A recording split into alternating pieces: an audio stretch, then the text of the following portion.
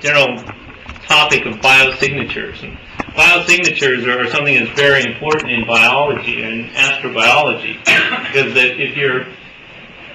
if you're studying like a rock from the early Earth, like these 3.5 billion year old cherts from Australia, and you want to know something about what life was like around that time, or whether life even existed at that time, you need to be able to recognize it somehow by some sort of signature that it has in those rocks. Similarly, if you're going to look for life elsewhere in our solar system, such as in a Martian meteorite like this ALH 84001, and you want to know something about whether there's life on Mars now or in the past, you have to be able to recognize that somehow by looking at some sort of signature in the rock. So it's really a very critical issue in astrobiology to be able to define and recognize signatures of biological processes.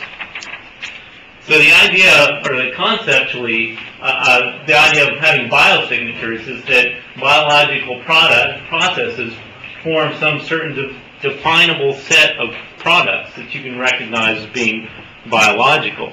And by the same token, abiotic processes should also produce some sort of abiotic signature, have some definable set of properties that defines them as being non-biological. The challenge and the problem to astrobiology is that these two things pretty much overlap. So biological, a lot of different processes produce things that are both abiotic and biological. So the overlap here is this kind of gray area where there are things that can be produced either by a biological process or by a non-biological process. And these kind of things are sort of ambiguous. If you see them in a rock, you don't know whether it's biological or non-biological. So if you're looking for some sort of signature of life in ancient rocks or rocks from Mars, you want something that is going to be exclusively biological in origin. So something that falls in this little green sliver out here. So something that falls in here, you don't know whether it's really biological or not. It could be either way.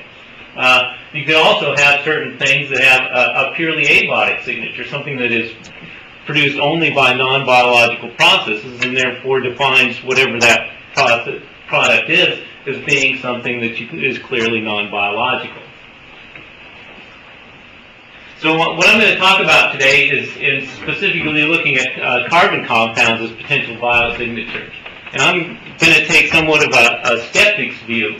I'm going to be looking at several examples of things that have been defined as biosignatures in rocks from either the early Earth or from Mars, and I'm going to be looking at those and seeing whether, somewhat questioning whether those are really valid biosignatures. And I'm going to try to look at three examples here. 3.5 billion year old apex chert, which has been described as being hosting the oldest fossils on the Earth. The Martian meteorite ALH 84001, which was in the news a few years back as being evidence of life on the planet Mars. And then, if there's time, getting to the 3.8 billion year old rocks from Greenland that have been defined as the oldest evidence of life on the planet. So I want to start out talking a little bit about this 3.5 billion year old apex chert that is in Western Australia. And this is a little picture that I've taken from some work by Martin Fraser of this locality. So right here where the star is where some rocks were discovered that had been proposed to have the oldest fossil evidence for life on Earth. So it would be 3.8 billion years ago. So this is in a chert dike that occurs in basaltic rock. So these surrounding rock is volcanic. This is a chert. Chert, for those of you who aren't geologists, is a silica-rich rock. And what the people who propose that this is a microfossil suggest that this chert is actually a sedimentary rock that was laid down at the bottom of an ancient seafloor. And this next slide shows what has been contended to be microfossils in these rocks. And these are these kind of linear fossil-like wormy-looking things here. And what the surrounding rock is this chert or this silica-rich rocks, and this black stuff is carbon compounds, either amorphous graphite or something called kerogen, which is a highly evolved form of carbon. And you can see that these things have like a linear shape to them. They have like little things that can be seen as sort of like cells, and then maybe some little walls in between these little cells. And what these things have been proposed to be is an ancient form of cyanobacteria, like these modern examples shown here. So these are colonial organisms, not multicellular, but colonies of single-cell organisms. They're photosynthetic. They have a little cellular state, and then there's a little septa in between these different cells. And by examining these fossils, these things that they find in the rock, you can see that they look very similar in terms of having just these cellular shapes and then little walls perhaps in between them. But it's not just the coincidence of morphology that has been described as being the evidence that these things are biological. These things, the additional evidence comes from the carbon isotopes of these carbon, the carbon that's in these cellular, or these morphological things that look like microfossils. And the isotopic signature that these things have is depleted in the carbon isotope C13 by about 30 per mil relative to inorganic carbon. So I'm going to be showing quite a bit of these isotope things in this talk, and I know that some of you are probably not geologists and don't do too much with these isotopes. So basically this is this delta 13C is a measurement of the ratio of carbon 13 to carbon 12 in these rocks, and it's kind of put on a scale here just to show the relative amounts of C13 in different samples. And the important thing is to look at the difference between different kinds of compounds. In this case, we're looking at the difference in isotopic composition between inorganic carbon, so things that are in carbonate or would have been in CO2 dissolved in seawater back in that time, and the carbon isotopic composition of this graphite or kerogen that's in these rocks. And there's a difference of about 30 parts per million or 30 per mil in the amount of carbon 13 that's in these things. And the reason that that's relevant is because you get this same kind of depletion in carbon 13, same kind of isotopic fractionation by biological carbon fixation processes. And I've shown over here on the right the kinds of different amounts of biological or isotopic fractionation you get from different biological carbon fixation pathways. And for example, the Calvin cycle or the reverse tricarboxylic acid cycle. So these are different biological fractionation processes, and they all create organic matter that is depleted in carbon 13 relative to the CO2 that was in the medium that these things are grown at. So you see this negative value for the carbon 13 signature. And it's very much like the carbon 13 depletion that is observed in these rocks relative to the kind of CO2 that would have been present in the atmosphere or the oceans at that time. So this is something that is produced as additional evidence that these fossils are actually something that's biological. And this idea that the carbon isotopes can be used as an indication of the presence of biological processes has been around for quite a while. And this graph here shows the carbon isotopic composition of organic matter in a whole bunch of rocks back through time, ranging from 500 million years ago back to the oldest rocks on Earth, 3.8 and 3.5 billion years ago. And this is the rocks that I just showed you there from the apex chert from Western Australia. So this is the inorganic carbon, or the carbon that's in carbonates or in the atmosphere, or CO2, and it's always about 0 on this scale. In fact, it's defined from carbonates in rocks to be about 0. And you can see in organic matter all the way back through time hovers right around 25 or 30 per mil depleted in carbon-13 relative to this inorganic carbon. The same thing would be true if we went out and looked at modern sediments in the ocean shelf today. And that's because the fixation of carbon by plants creates an isotopic fractionation of about 25 or 30 per mil.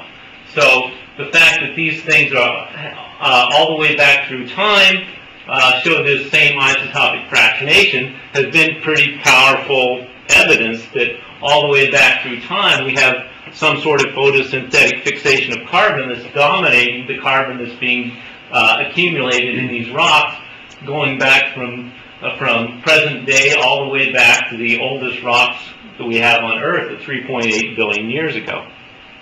So that seems to be all consistent with the idea that we have looking at a geologic record of life going back to 3.8 billion years at least.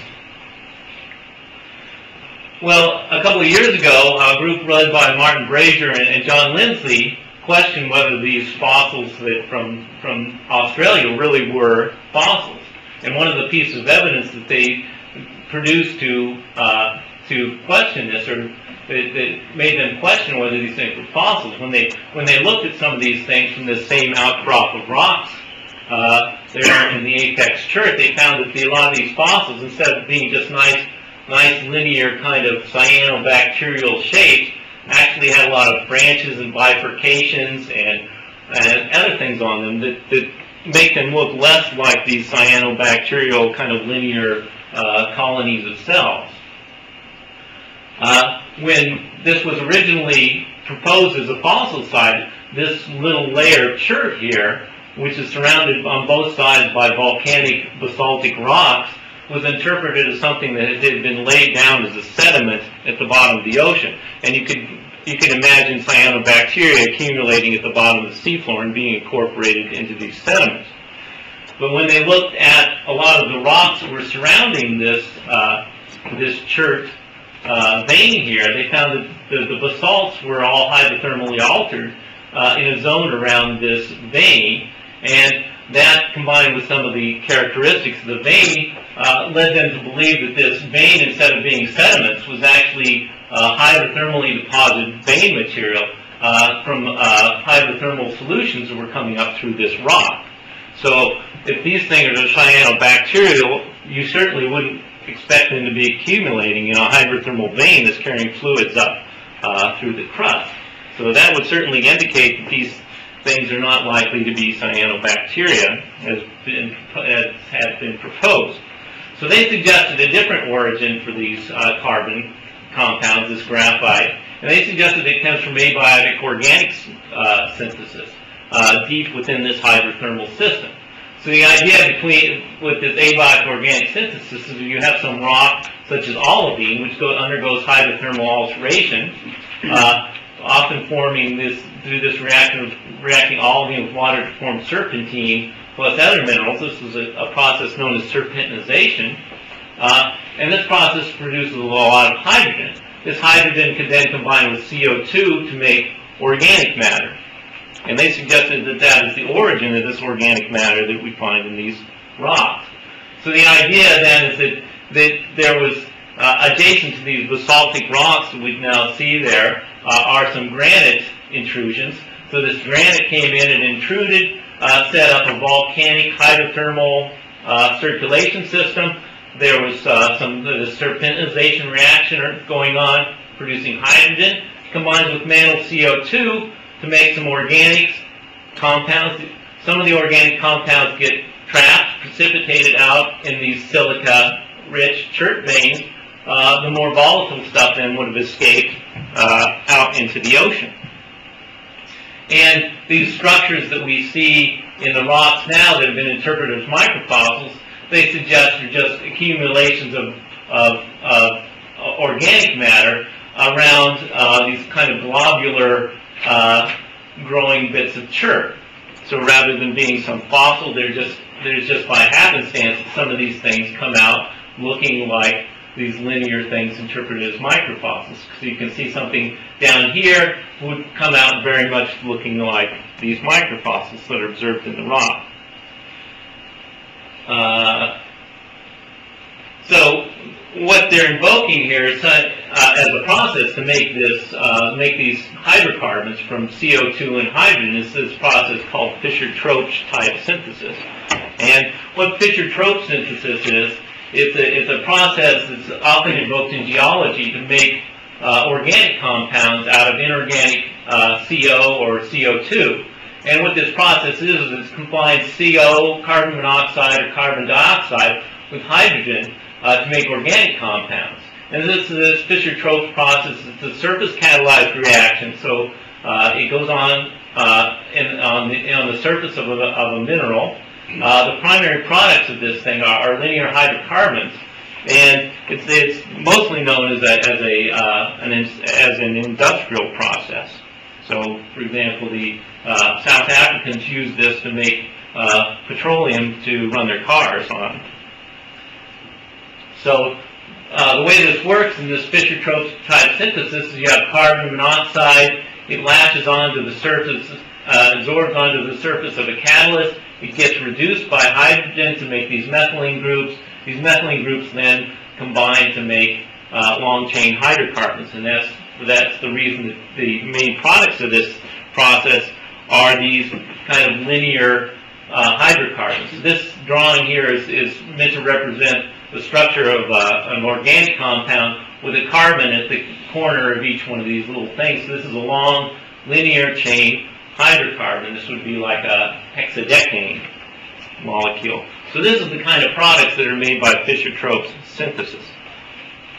And here's an example of an experimental Fischer-Tropsch synthesis under hydrothermal conditions from an experiment I've done, where I combine iron with water with, in this case, formic acid as a carbon source. The iron gets turned into magnetite, creating a bunch of hydrogen.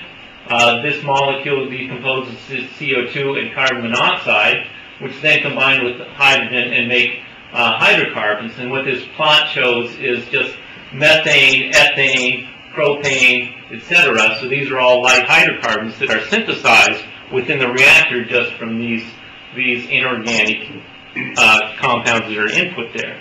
So you can make these compounds under hydrothermal conditions, make various kinds of organic matter out of hydrothermal conditions. And this is a graph chromatograph showing some of the non-volatile products of that. So each peak in this graph chromatograph here is one of these long-chain linear hydrocarbons. The ones down here are long-chain fatty alcohol, so they have an alcohol group on this thing. As you can see, you can make actually very large molecules by this Fischer-Tropsch product. And these are the kinds of things that would then be trapped within this hydrothermal system along with the silica as it precipitates out.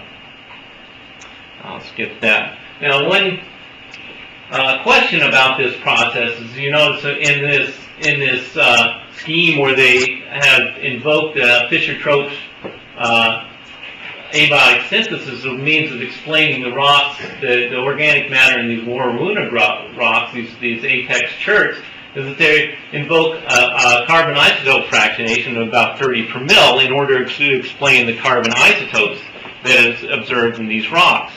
Now, it would be good to know something about the Fischer-Tropsch process and what it does with isotopes, but until recently there was very little data about what happens to to carbon isotopes as during this Fischer-Tropsch products.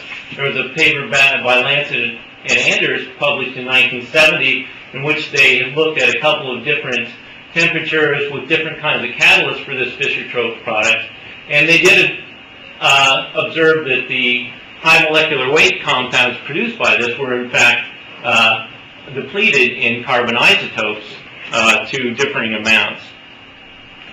There was also a study a few years back by some Chinese fellows, and they just looked at the volatile things, so things like methane, ethane, propane, and butane.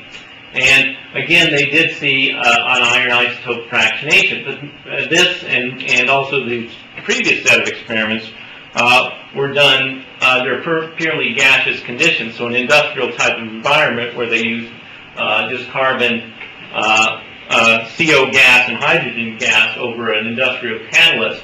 to see this, to look at the isotopes, to do the Fischer-Tropsch synthesis. So I did this experiment that I showed you a minute ago, looking at Fischer-Tropsch synthesis under hydrothermal conditions. We measured the carbon isotope composition of these compounds that were created by this abiotic process. And this graph now shows the carbon isotope composition of these different compounds. So on the bottom here is the carbon number. So this is the number of carbons in this linear chain of carbons, going from methane down here all the way up to long chain hydrocarbons out here. And these are plotted against the composition of the carbon that's in the fluid phase, this dissolved CO2, and this mineral siderite, an iron carbonate that precipitates out of solution during the experiment. And you can see that all of these compounds, except for a couple of light hydrocarbons, all have the same isotopic signature. So it's a flat kind of isotopic signature with increasing carbon number. But all these things are depleted by about 36 per mil relative to dissolved CO2. So of course this is the same sort of magnitude of carbon isotope fractionation that is observed in these rocks in the apex chert. So this suggests that a Fischer-Tropsch abiotic synthesis could be consistent with the isotopic fractionation that we see in these in the apex chert, these 3.5 billion year old rocks. So this is another plot just showing that. So here's the North Pole and the apex chert shot. So these are all both 3.5 billion year old rocks from Western Australia. Here's again the biological carbon fixation, and here's this abiotic carbon isotope fractionation from this Fischer-Tropsch synthesis is measured in our experiments. And you can see that it's about the same order of magnitude, both of the carbon that's observed in these ancient rocks and of various kinds of biological carbon fixation pathways, indicating that this carbon isotope fractionation is not necessarily a good indication of biological fixation of carbon. So if you want to look at it this way, this abiotic synthesis formation of carbon isotopes, which has been taken as a biological signature, is probably falling in this ambiguous field here. It's not really a very good signature of biological processes, because it can be produced both by abiotic processes and by biological processes also. I just mentioned that I've done some more work on this, and it turns out that the main fractionating step in this Fischer-Tropsch type synthesis is the absorption of carbon monoxide onto the surface of the minerals, and there's very little carbon isotope fractionation after this, which is kind of odd because you would expect this to be a fractionating step, but it doesn't turn out to be the case. So I want to move on to some other evidence for life in this same set of rocks, or actually it's a little bit different outcrop near there. But these are also a set of rocks in the same group of rocks in Western Australia. So you've got again these chert dikes that go through these basaltic igneous basalt rocks. And recently, Uleno et al. In Nature proposed that they had seen evidence in fluid inclusions within these veins, these silica-rich veins, for methanogenesis, biological methanogenesis on the early Earth. So these rocks are 3.5 billion years old, so this would suggest that this biological process of methanogenesis was going on at 3.5 billion years ago. So very early on in the history of the Earth, we had this biological process making methane, perhaps as a significant source of methane in the atmosphere. So their evidence for this was they looked at these fluid inclusions that were present in these in the quartz deposited in these chert veins. And what they found out when they looked at the carbon isotopes of these veins, so they took the vein rock, they crush it, and they look at the composition of the gas that comes out of the fluid inclusions when they crush it. And they actually did, they interpreted these rocks as having actually two generations of fluid inclusions, one primary and one secondary. And when they looked at these inclusions, they extrapolated to a primary set of inclusions that had a very highly fractionated isotope signature. So about minus 60 per mil was what they determined was the composition of this methane coming out of these inclusions. So this kind of highly fractionated isotopes is something that has been taken as characteristic of methanogenesis by biological organisms. And here's a plot plots that show some additional evidence for this methanogenesis by biological organisms. So one thing, rather than looking just at the isotopes of carbon, carbon and methane, which is shown on the vertical scale, one thing to do is compare it with the carbon isotope composition of CO2, because it's the fractionation that is really most significant, going from one CO2 to making methane out of it. The biological organisms make a large fractionation in that step.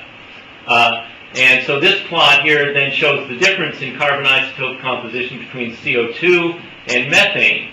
And you can see that in general, they've got three different fields here plotted out for abiotic processes, thermogenic processes, so that's creation of like natural gas from decomposing organic matter, and then microbial processes. So the microbial processes really strongly fractionate the carbon isotopes of the methane. So you get signatures in the minus 60, minus 70 range.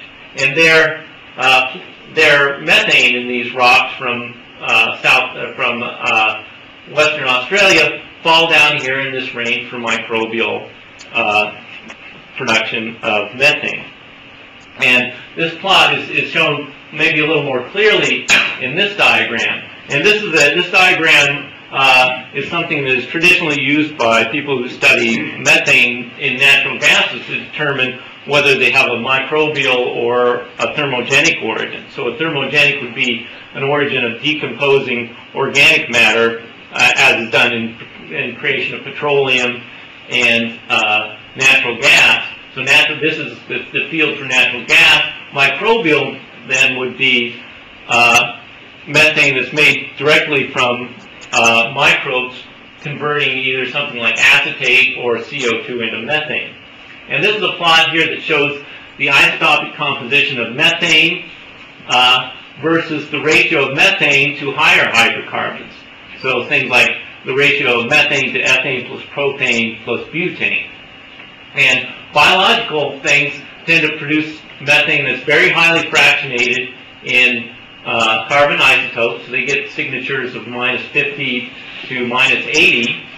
And they make very pure methane. So they make just methane and not a lot of ethane and propane. So you have very high ratios of methane to these heavier things.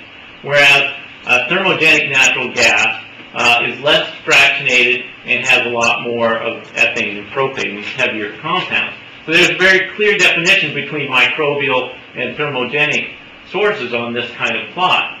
Now I've also shown on here various kinds of gases that are thought to be abiotic. These are in crystalline igneous rocks, these are other kinds of igneous rocks, and these are methane from mid-ocean ridges, all of which are believed to be abiotic in origin. And you can see that these things fall into a kind of a distinct area different from the microbial and thermogenic trends. Well, the gases observed by Ueno et al. In these 3.5 billion-year-old rocks plot somewhere over here, since they did where the methane, the propane and ethane were below detection limits, this is a minimum value, so their actual plot is somewhere up here, but it's not determined exactly where. But anyway, there you can see on this kind of plot that their methane gas doesn't plot near the microbial field, indicating the possibility that these things are actually biological in origin. However, I'd like to introduce another set of experiments performed by Horita and Burns in 1999, in which they took CO2 and under hydrothermal conditions were showed that it could be reduced to methane in a process that's catalyzed by nickel-iron alloy. So here's, for example, a plot of an experiment at 200 degrees where they start out with a lot of CO2. The CO2 goes down, the methane increases. And this is actually 3 plots showing different amounts of this iron-nickel alloy, indicating that the amount of the alloy present accelerates the rate. So it is a catalyzed process. I should note that this is not actually Fischer-Tropsch, because you don't make if you don't make ethane and propane, you're just exclusively making methane. So it's actually a process called the Sabatier process. The same way that you can make nitrogen into ammonia. But the significant thing about this process is it very strongly fractionates the carbon isotopes going from CO2 to methane. So, for example, at 200 degrees C, they saw 50 to 60 per mil fractionation in the carbon isotopes. So, if we now plot the result of Pareto burnt on this same plot here, shown up here in purple, you can see that the fields, the results of these abiotic methane-producing process, which they looked at, are producing very, very highly fractionated iron isotopes and high methane to higher hydrocarbon ratios, very similar to microbial processes. So it is possible to produce abiotically gases that have the same characteristics as been traditionally attributed to microbial processes. Now, the actual temperature that's inferred for these rocks in Western Australia is about 150 degrees C, where these silica veins were deposited at. So if you extrapolate out from these higher temperature experiments that are Reed and burnt, you get even farther over into this microbial field and completely consistent with these gases that were observed by Ueno et al. So I would contend that although it's possible that these gases are biologically produced by methanogenesis, it's also possible that they are abiotically produced within this hydrothermal system. We just can't tell for certain whether they're biological or not just from looking at the iron isotopes and the ratios of methane to ethane and propane. I wouldn't say that these things are not biological. It doesn't eliminate that process, but I would say that the interpretation is equivocal. You can't really tell anything about whether it's biological or non-biological. So I want to shift now from Australia and talk a little bit about the Martian meteorite, which several years ago, about a decade ago, was proposed to have evidence for life in it. And I don't think that there's many people around that still believe that there's robust evidence for life in this meteorite, but I think it is a good example of how to go about looking for life and what kind of things might constitute robust evidence, robust biosignatures for life in future samples. So I think it's worth considering what has been looked at as possible biosignatures in this rock as a kind of lesson for going forward to look at samples in the future.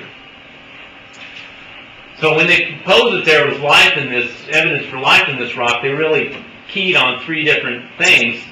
First of all, the presence of these bacteria-like morphologies on the surface of the rock, the presence of organic compounds that were in the rock that were suggested to be biological in origin, and then the morphology of certain magnetite grains that were similar to those that are generally produced by magnetotactic bacteria on the Earth. So each of these different lines of evidence has now been very much contested. For example, one of the alternative ways that has been suggested as perhaps forming these things is through the decomposition of thermal decomposition of siderite. Let me back up here. So the actual evidence that these things were biological centered around these carbonate globules here. So these are little pancake-shaped carbonate globules that occur in fracture surfaces within the rock, and these are the brown core of these things is an iron-rich, calcium-rich carbonate thing. Then there's a layer on the outside, the black layer there is the mineral magnetite. So these things are always rimmed by this layer of magnetite.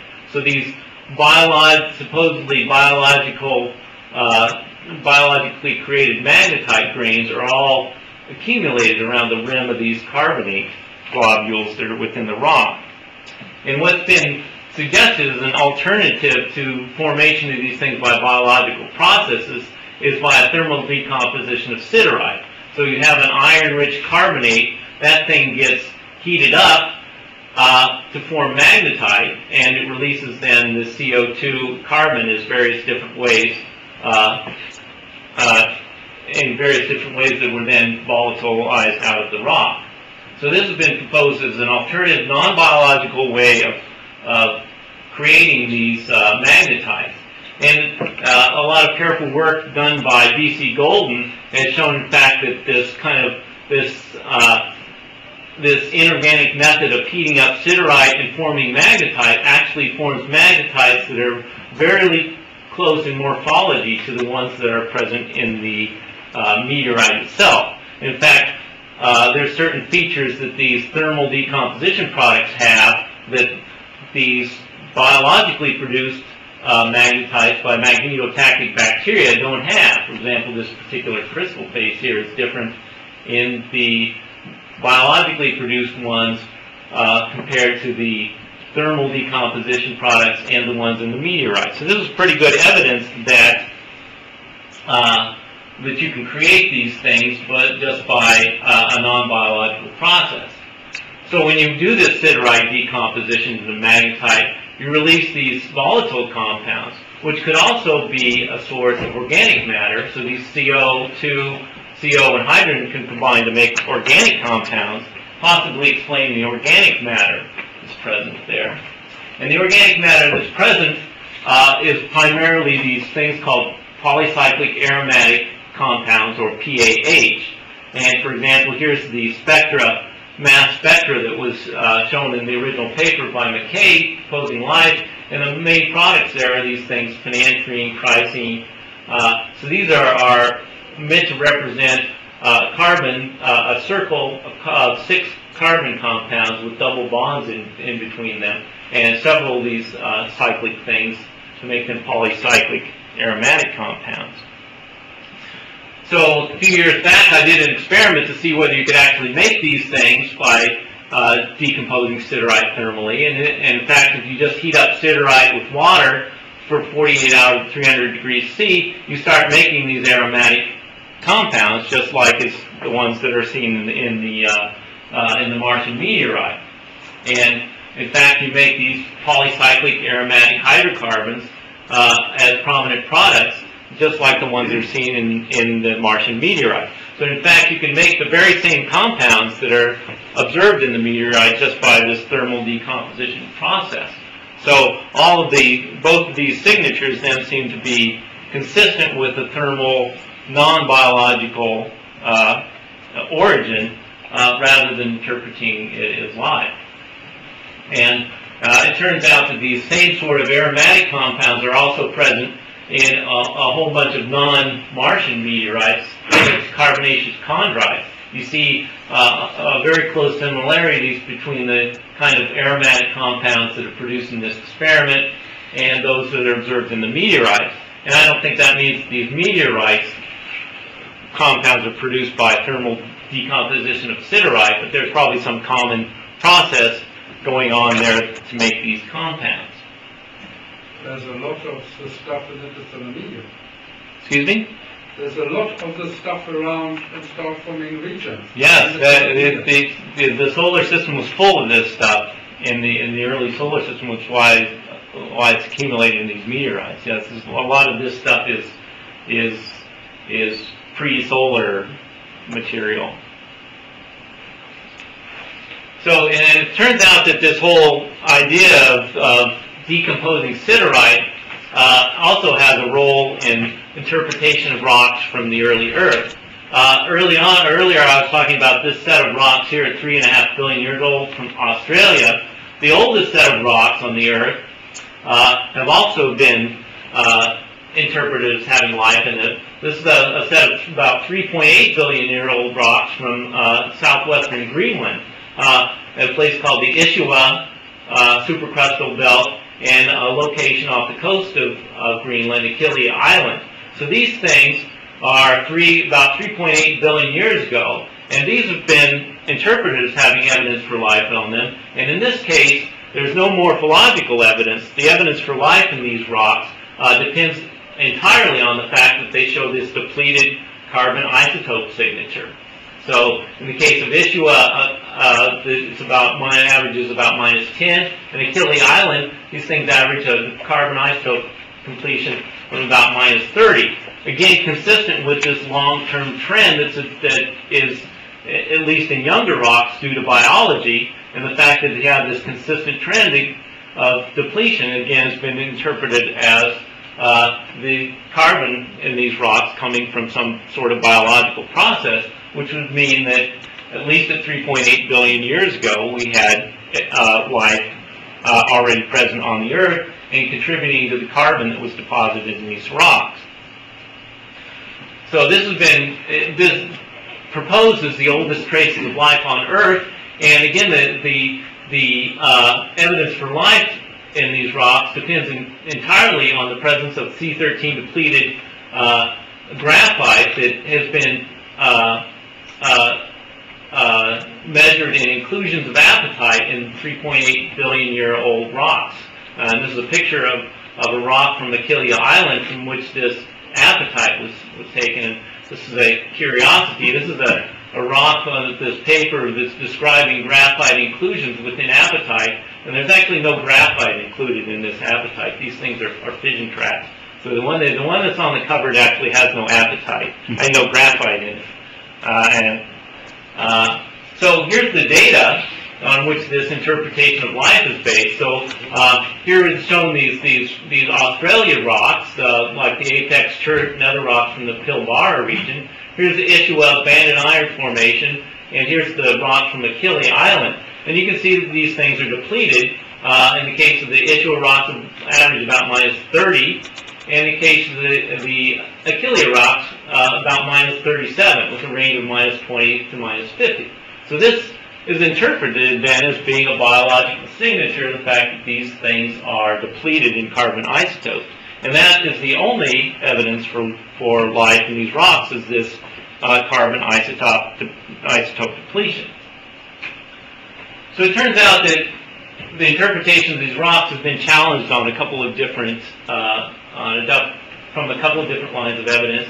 And one thing that has come out of the debate is that not all of these apatites actually have graphite in them. There's actually two generations of apatite, some that have no graphite in them, like the one that was on the cover of Nature, and some of them that do have graphite inclusions, these little black dots as graphite that's present in them.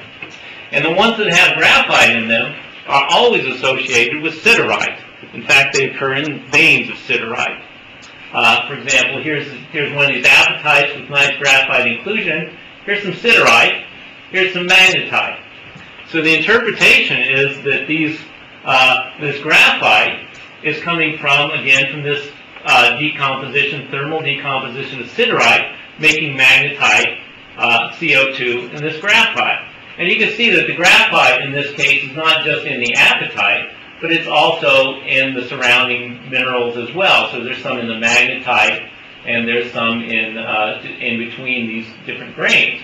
But again, it looks as though, and the only place that you find this graphite is in these siderite veins that are a later generation in these rocks.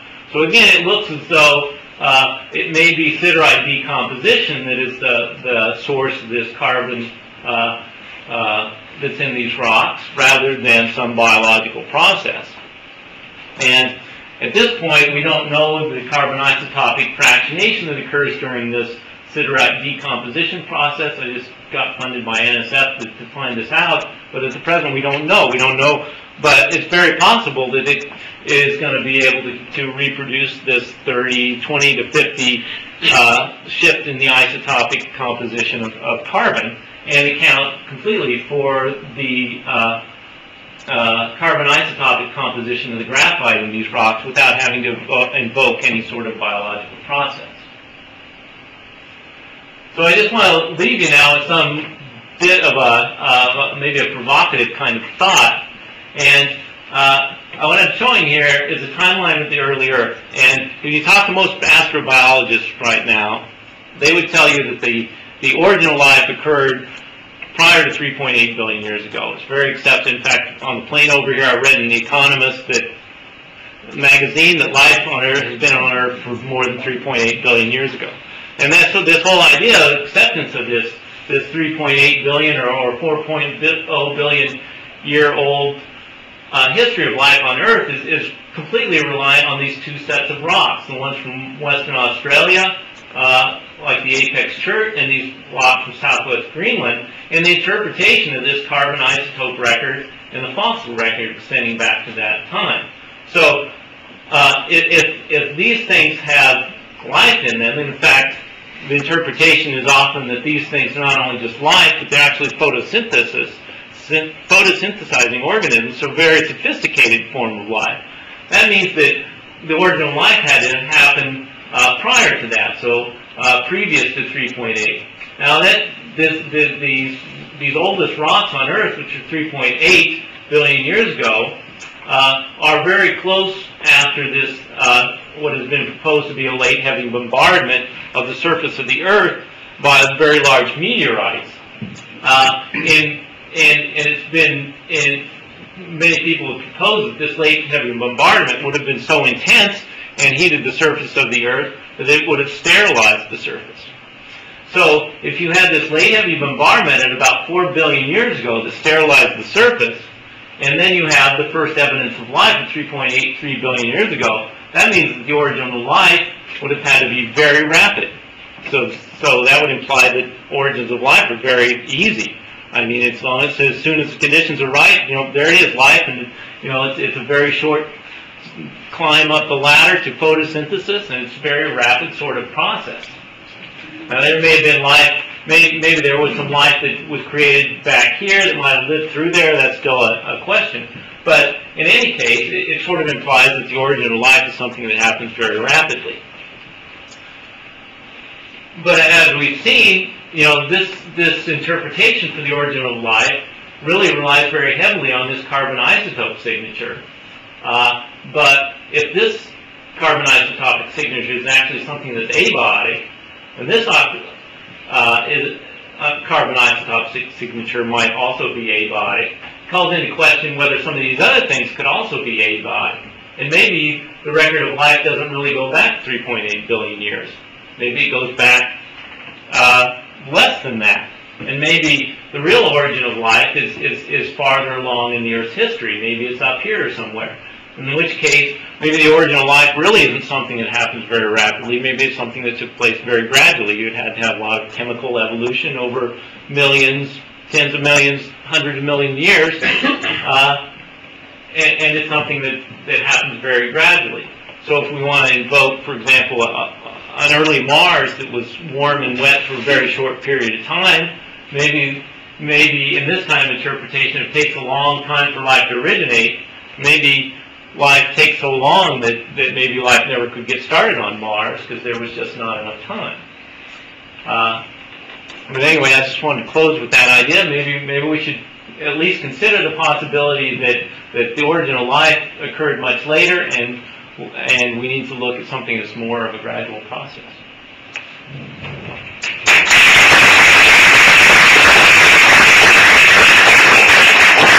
Thank you, Tom. It seems like you're proposing 2.7 gigayears for that? Or? Yeah, well, people always ask me about when do you see the first evidence of something that is really biological for certain.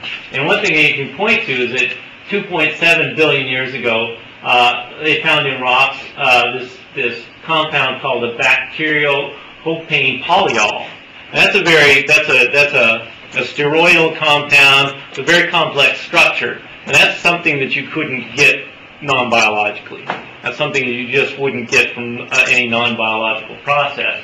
So there is some question about whether this particular compound is really indigenous to the rock, or maybe it came in later. But if it really is a 2.7 billion year old bacteriopane polyol, then that's something that is definite biomarker for life. But one thing I should mention, that something that always bothers me about this early origin of life, and particularly about photosynthesis, is that up here at 2.3 billion years old, there's something called the Great Oxidation Event. So all the way through history, through this early part of history, there was no oxygen in the atmosphere. And we didn't start accumulating oxygen in the atmosphere until 2.3 billion years ago. So the question that I've always had, if you have photosynthesis creating oxygen all the way back here at 3.8 billion years ago, how can you go 1.5 billion years before you see an oxygen signature in the atmosphere? Because all the way back here, the sulfur isotope record that's come out in recent years, it tells us that until this time, the abundance of oxygen in the atmosphere had to be less than 10 to the minus 5 of what it is now. So there can only be very small traces of oxygen. If you have oxygen-creating organisms back here, it takes 1.5 billion years for that to build up in the atmosphere. That doesn't seem very likely.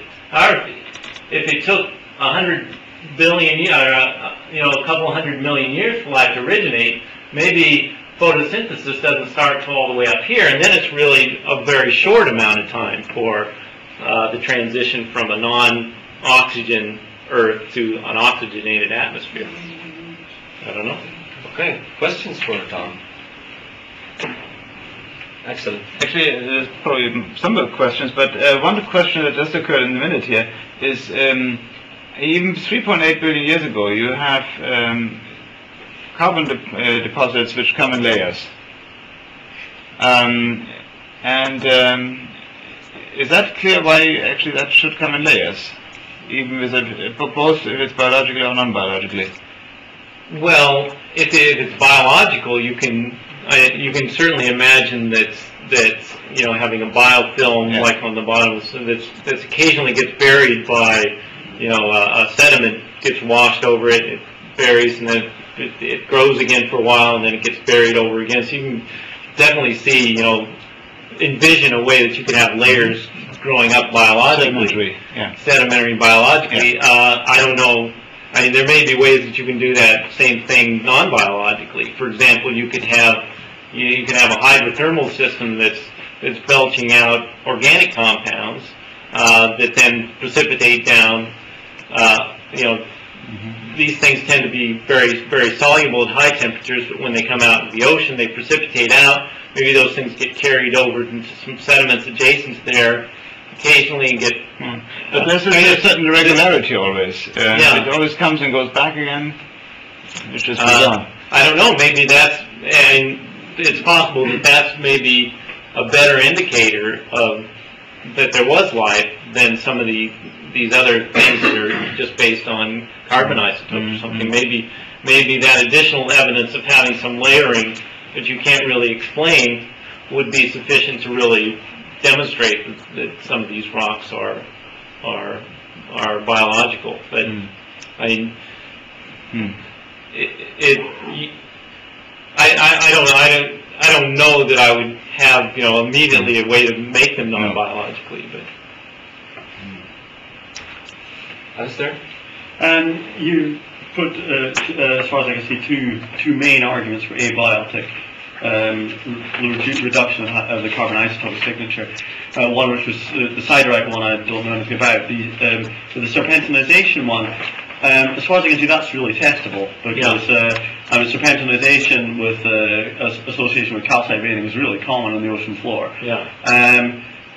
Is there carbon isotopic data to back up your experimental work that actually suggests that you do get minus 30 per mil, that sort of region, in either ocean floor serpentinites or in land analogs serpentinites when they're on the shore, on the surface?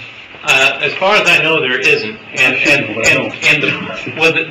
the real problem is there's so much biological stuff around now that it is hard to look through that and find carbon compounds in rocks or hydrothermal fluids that you really know are non-biological now. You know, you can go to a serpentinite, you can do an extraction of it, and you don't really know whether what you're looking at is abiotic or biological. The other way around. Because what you would need to do is you would need to find a proof that you can make, if you would at least need to find some rocks where you actually see the low signatures to prove that it's possible abiotically. Because currently we've got experimental data that suggests that, but what I'm really kind of saying is, do we actually see this in rocks?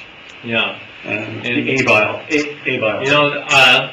You know, up till now there really hasn't been much effort put into identifying, extracting organic compounds from serpentinites and looking at their isotopic signature or not. I mean, Nils had a paper a few years back looking at some hydrothermal fluids coming out of a serpentinizing environment, and he saw some longer chain hydrocarbons could well be abiotic synthesis, so there are compounds there. I don't know anybody who's looked at the isotopic signature of those things yet. I think the great thing for Green's group, they have done compound-specific carbon-13 analysis, but I haven't seen those results yet, but it's coming along, I guess. I saw some hand being raised. Yeah, was René. I think my question was fairly related, but of course not that well articulated. But what I was referring to was, I would like to see your original figure number 2, the frame where you have the gray areas and the green circles. In the end, do you find anything which would not be gray? Because you were describing from a main point of view rather simple chemistry, atom isotopes and carbon isotopes and so forth. It's not very complex, right? So if you study low basic chemistry, would you actually expect to see something which you could coin exclusive biosignature? In terms of organic compounds, if you look at the simple things, it's very hard to think of to come up with things that would really be outside this gray area, that would be over here in this green area. But there are things, for example,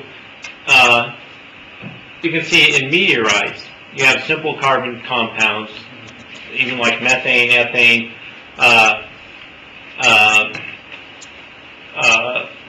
acids, carboxylic acids that have a very unusual carbon isotope signature, like -20 or -30. So if you saw something like that in a meteorite, you know that it's got this bizarre isotopic composition. So you know it's indigenous to the meteorite and it's abiotic. You wouldn't know necessarily if you were looking at a terrestrial sample just because it has a weird isotopic signature that it couldn't be made. But certainly more complex things like that bacterial whole-pain polyol, they're definitely over here in this green area. Yeah, that's quite complex. Yeah, when you get to complex, but in terms of like very simple compounds, I think it's very difficult to really think of something that is going to tell you for certain that that's either biological or non-biological. I think they're very much here in this ambiguous area. You can make them either way, and I certainly don't have any good ideas of how to differentiate the two. Oh, you don't? That's what my follow-up. No, but it was a mass number or something like that, if you are above whatever, so 250 or whatever, I don't know. I have no idea. I understand. Yeah. Well, one thing about these these abiotic pathway things is they tend to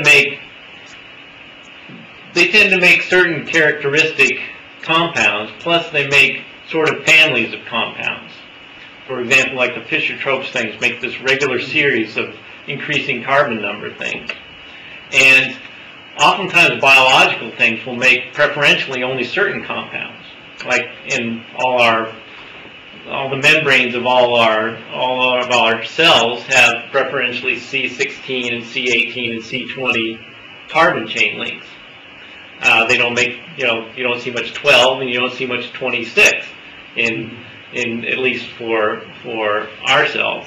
So you may see patterns like that, which you can say is probably biological. And so there may be some patterns similar to that you may see that would differentiate biological from non-biological processes.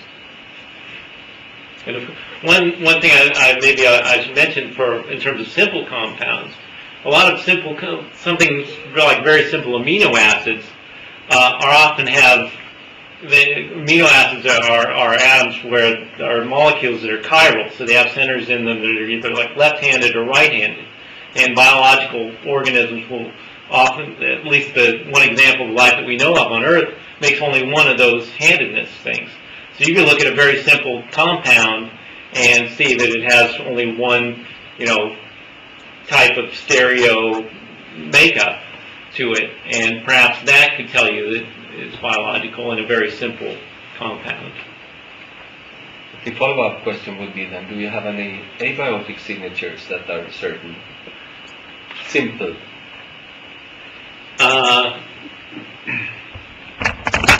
Probably not either. I mean, because a lot of the things that we see here could be produced by decomposing organic matter, high temperature, and that kind of thing. So there isn't a lot of well-defined abiotic things that you could actually identify as being out in this purple region on there. Yeah.